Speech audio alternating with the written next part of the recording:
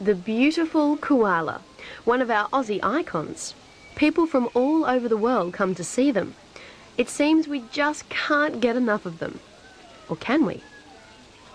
We always think of koalas as being endangered or threatened, but would you believe that in some areas koala populations are so high that they are becoming a pest?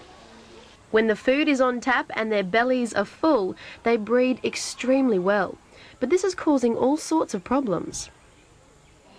If they're breeding well and there's lots of food, why is that so bad? One of the problems, Faye, is that quite often the koalas are in small patches of habitat. So as the population numbers increase, there's nowhere for the extra koalas to go. So basically they'll keep eating until there are no leaves left on the trees, which kills the trees and can lead to starvation of the koalas.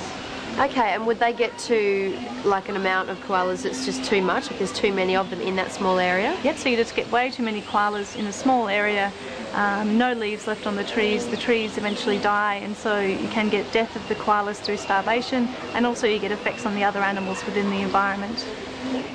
So how do you fix the problem? Well, the solution could be found in this tiny little implant. Tell me about the implant.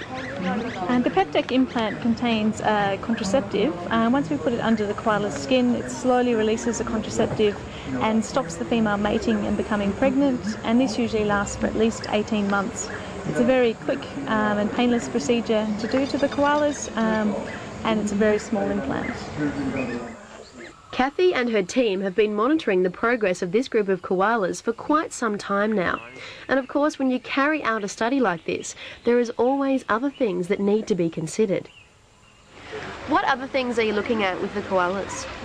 Basically what we do, Faye, is we monitor their day-to-day health all the time. Because they're kept in a captive colony, the keepers check on them daily. They get weighed once every 2 weeks just to make sure that the implant isn't having any adverse effects on their health. We also check their pouches once every month just to see if they've had a newborn baby, and if they have, that obviously means that the implant has stopped working. Now the million-dollar question is, does the implant work? The findings to date have been really promising. We haven't found any negative side effects, and it appears, most importantly, to stop the females breeding for periods of at least 18 months.